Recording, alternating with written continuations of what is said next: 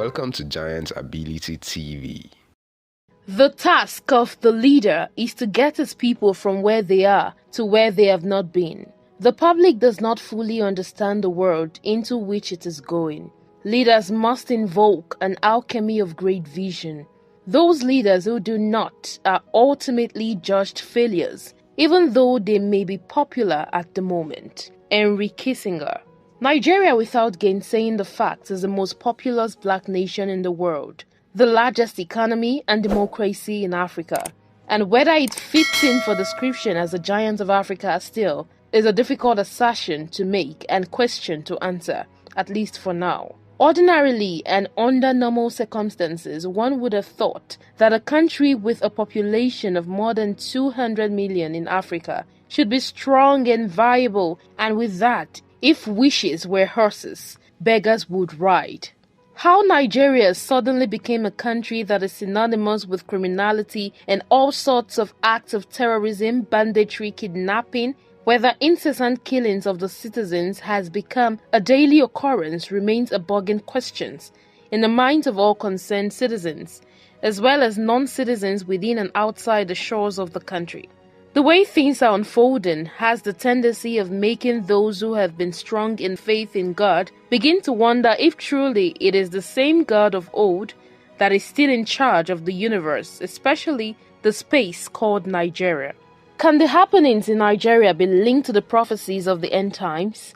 Without an iota of doubt, that is a fact, but why the innocent are suffering in the hands of the wicked is a mystery that needs to be unraveled, and an issue that needs to be interrogated. Prior to the second-term inauguration of the executive governor of Imo State, Senator Hope Uzodinma, which took place on Monday, 15th January 2024 in Owerri, where people of timber and caliber were in attendance, including the former president of Nigeria, Chief Olusegun Obasanjo, and the current president of Nigeria, Asiwaju Bola Ahmed Tinubu, as well as key officers of the National Assembly and the judiciary. The nation had been thrown into mourning as we recall the massacre of more than 200 people in cold blood in Plateau by Fulani terrorists, as well as the recent abductions of residents of Abuja, including Nabia Al-Qadriya, a 400-level student of Ahmadu Bello University abducted, alongside her 5 other siblings, but was killed when her parents delayed in the payment of the demanded ransom of 60 million naira. It was also gathered that a 13-year-old secondary school student, identified as Folorunsho Ario, who was abducted with his mother and siblings, was among those killed by the abductors on the ground that ransom payment was delayed. Unfortunately, parents of Nabia resorted to public fundraising that caught the attention of a former Minister of Communications and Digital Economy, Professor Ali Pantami, who donated 50 million naira to secure the release of their remaining 5 daughters from the kidnappers following the murder of Nabia. This was the picture of the glooming situation that the country was plunged into when President Bola Ahmed Tinubu, who did not deem it fit to visit the people of Plateau State to commiserate with them, traveled to Owerri to attend the second-term inauguration of a governor. To worsen matters, Tinubu, while in Owerri, did not deem it fit in a speech to make mention of what happened as a sign of empathy to the people who were directly affected and to Nigerians in general. It was while he was giving his extraneous speech which made him condescend to the level of someone who did not even sit for the high school certificate qualifying exam that the former president Olusegun Obasanjo walked out on him. However, President Tinubu acknowledged that gesture by saying, "Safe journey, Baba." Our father, former president of the Federal Republic, Chief Olusegun Obasanjo, the Senate President, Godswill Akpabio, the uncommon leader, the Speaker, House of Representatives, the Deputy Senate President, Deputy Speaker, former President, Air President, National Chairman of our great party, the largest party in Africa. Obasanjo displayed the effrontery and courage expected of a retired general by walking out at the time he did. And as soon as that happened, President Tinubu left the podium and returned to his seat, shamefully and devastated. What we learn from this is for us to work together, join hands, and pay attention to our internal security. And today, incidentally, is the Armed Forces Remembrance Day. Baba, safe journey.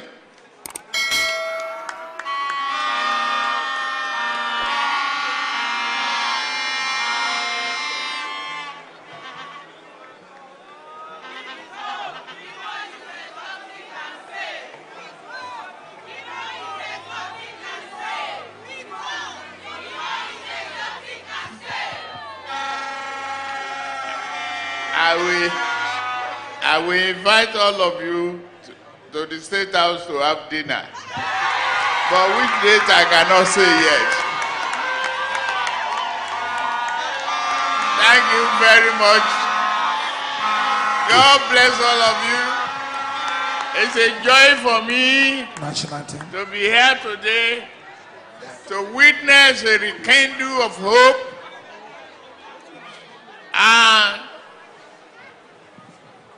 blessing the seed of prosperity for Imo State. It is for us all together to work hard for the stability and unity of this country. I assure you, we will get there. Hope. Thank you. Congratulations. The issue of concern the Nigerians need to look into very seriously is about the personality of Senator Hope Uzodinma, the governor of Imo State.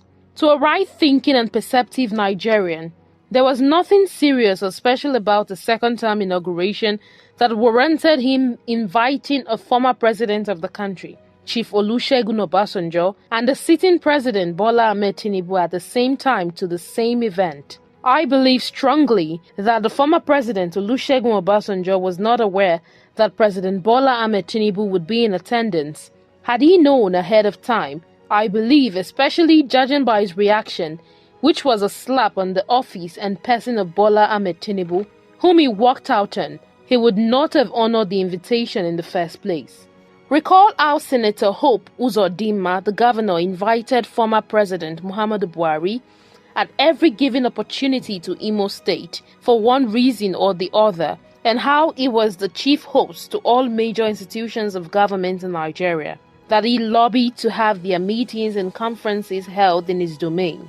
His actions can be summed up as attempts made by someone who lacked integrity and legitimacy, trying to use superior personalities and institutions to gain what he doesn't have at all costs. Don't forget that the governorship elections that took place in Imo State on November 11, 2023, as one of the off-cycle elections in Nigeria, was characterized by unprecedented rigging and fraud, and recall also that even his assumption of office in 2020 was through the back doors, where the incumbent governor then, Mr. Emeka Ihedioha, was kicked out by the power that be from Abuja, and Uzodinma was allegedly imposed on the people of Imo State. Before the end of his first tenure, Imo State was one of the states in Nigeria with the least inflow of foreign direct investment, a very high level of insecurity, and a very high rate of unemployment when compared to other states in the country.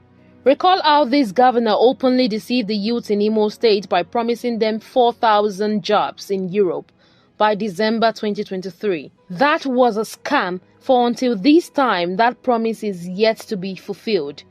Governor Hope Uzodinma has been alleged also to be the major obstacle in the way of Nnamdi Kanu's release. Nigerians cannot also forget in a hurry that the NLC president Joe Ajaero, while attending a meeting of the NLC chapter of Imo State, Owerri, was manhandled and brutalized on 1st November 2023, shortly before the gubernatorial elections of November 11 that Governor Hope Uzodinma also participated in. seeking a second-term re-election. The reaction that trailed his action almost led the Nigerian Labour Congress into shutting down the country. Let me tell you something. I have gone further to negotiate with the European Union companies and Canadian companies.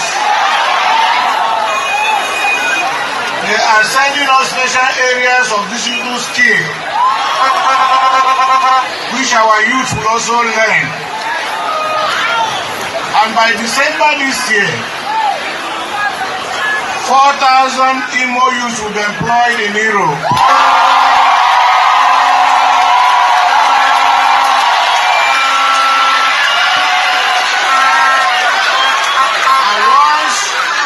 And once the employment letter comes,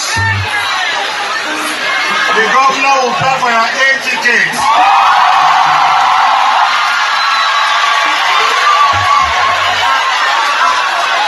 We are admonished by the wise to avoid connecting ourselves with characters like Hope Uzodinma, whose good and bad sides are unmixed and have not fermented together.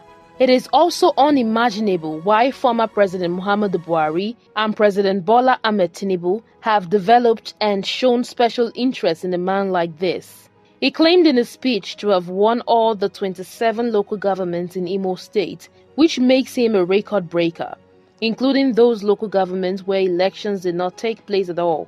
And this fraud was echoed by the President and Commander-in-Chief of the Armed Forces of Nigeria, Bola Ahmed Tinubu, in his speech, and claimed to have come to Imo State to renew the hope of the people by a leader whose administration is characterized by hunger, unemployment, high inflation rate, high exchange rate of $1 to Naira, which is at $1 to 1,200 Naira, an insecurity of unimaginable proportion, and it is therefore not a surprise or a wonder how Senator Hope Uzodinma concluded his speech by begging for forgiveness from Imolites and the entire people of the Southeast, to whom he has been a major obstacle in the path of their progress. If to please the people we offer what we ourselves disapprove, how can we afterward defend our work? Let us raise the standards to which the wise and honest can repair. George Washington. Finally, we understand that life is understood backwards and lived forward, and to this end, the insecurity challenges that Nigerians are faced with right now under the watch of President Bola Ahmed Tinubu are nothing other than the manifestation of the seed that has been sown from the past administration of President Muhammadu Buhari. There is no right-thinking Nigerian that would want to believe that with the capacity of the Nigeria Army combined with that of the Nigerian police, that if the political will is there, getting rid of the terrorists and bandits that are causing sleepless nights for Nigerians cannot be achieved within a period of 3 months. Looking backwards and comparing what Nigerians had during the 8-year tenure of Muhammadu Buhari with what they currently have and are experiencing right now is the upsurge of terrorist attacks in the country in the form of kidnapping and abduction is a replica both in a style of operation as well as indifference and apathy on the part of the government to the plight of the vulnerable Nigerians. And we came to a conclusion after several arguments. The arguments were 3. To identify the center of gravity of the problem, one group said it is the fighters, the Boko Haram fighters are the center of gravity, so we should go after them. Another group said the center of gravity of Boko Haram is Abubakar Shekau. So if we go after Abubakar Shekau, then the problem of Boko Haram will be solved. I took exception to the group. I said that is not the center of gravity of the problem of Boko Haram insurgency that we were having between that 2012 and 2017. And General Lanshakin asked me, allow me, why are you giving problem? What is the problem? Give us the answer. And I told General Lanshakin that if I tell you the answer, you're not going to be able to solve the problem. He said, what is the problem? I said, the center of gravity of Boko Haram and insurgency in Nigeria are the sponsors of that program. It was beyond us. Because the job we need to do is kinetics. Fight, destroy places, resolve issues. Yeah. But we cannot resolve issue of sponsors of Boko Haram that were in Buhari's government, that we know them. When you say we, who I was in the military intelligence. And the defense headquarters staff that I work with, they know. And that was why we couldn't pursue that aspect that could have resolved that problem. Because you need to arrest people. And recently, 400 people were gathered as sponsors of Boko Haram. Why is it that Buhari government has refused to try them? So the government knows sponsors of Boko Haram? Of course, it's in the news. In April this year, the government said they have arrested 400 Bureau de Change related people that were sponsoring Boko Haram. They told us. And Abu Dhabi also helped us to arrest few Nigerians. Tried them. We know them. Why can't this government, if not that they are partisan and they are actually part of the charade that is going on, why can't they bring those people out for trial? Taking a critical and academic look on why this pervades, one would realize that Nigerians are at their best when and where there is peace and security. And that is why they are reputed to be the happiest people in the world. It does not matter how much hunger and deplorable conditions Nigerians are subjected to. As long as they have their freedom of movement, they will still radiate happiness. And that is what enhances their creativity. Moreover, right from the time of the reign of President Muhammadu Buhari, it has been discovered that the best way to take the eyes of Nigerians away from important matters of governance is to plague them with insecurity, which is a psychological warfare that the government is using to subjugate the people. This is only applicable with leaders who are lacking in vision and purpose, and who also fit in for description as failures. This is a situation the Nigerians are confronted with. The insecurity in Nigeria, which is manifested in the forms of terrorism, banditry, kidnapping and abductions, is premeditated and a grand design by the Nigerian government, especially the All Progressives Congress Party, APC, to keep Nigerians in captivity. The former presidential candidate of the Labour Party, LP, in the last presidential elections in Nigeria of February 25, 2023, Mr. Peter Gregory Obi, and his counterpart Alhaji Atiku Abubakar of the People's Democratic Party, PDP, lamented over the spate of insecurity in Nigeria, especially the most recent abductions and killings of the Abuja residents. According to Mr. Peter Obi, he said, and I quote, "The reported tragic killing of Nabia Al-Qadriya, a student of Ahmadu Bello University, Zaria, who was kidnapped alongside her father and siblings in Abuja by bandits, not only shows how insecurity currently ravages the nation, but also shows how helpless Nigerians have become in the face of these dangers. The trauma being experienced by this family and the blood of this innocent child should prick our conscience as leaders whose duty is to protect the life of every Nigerian citizen. The fact that these kidnappings, killings and other reported cases of armed robbery and violent attacks are now taking place in Abuja, the nation's capital, is a clear pointer to how insecure the country now is." It went further to say that, in a related development, suspected gunmen are reported to have set ablaze the palace of the traditional ruler of Isheke community in Anambra State, His Royal Highness Igwe Emmanuel Nnabuife. I am very concerned about how insecurity has continued to ravage every part of our dear nation. The government and the security agencies, who are at the forefront of this war against insecurity, need to put in more efforts to rescue the remaining family members in captivity, ensure that every part of the nation is secure, and that every Nigerian is protected in our nation. Hopefully, they will ensure that such violent crimes are no longer committed in our nation. He condoled with the family of the girls and prayed that God grants the rest of the sisters freedom from captivity.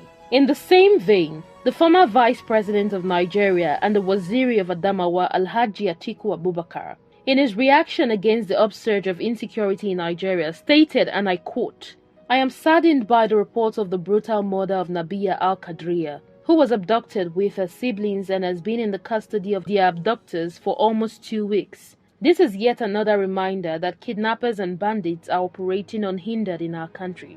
The security architecture needs to be rejigged to the extent that it stems the free reign of criminal elements and guarantees the safety of lives and property. The security agencies should step up action to rescue the rest who are still in the custody of the kidnappers. I pray to Allah to grant the deceased eternal rest and comfort the family.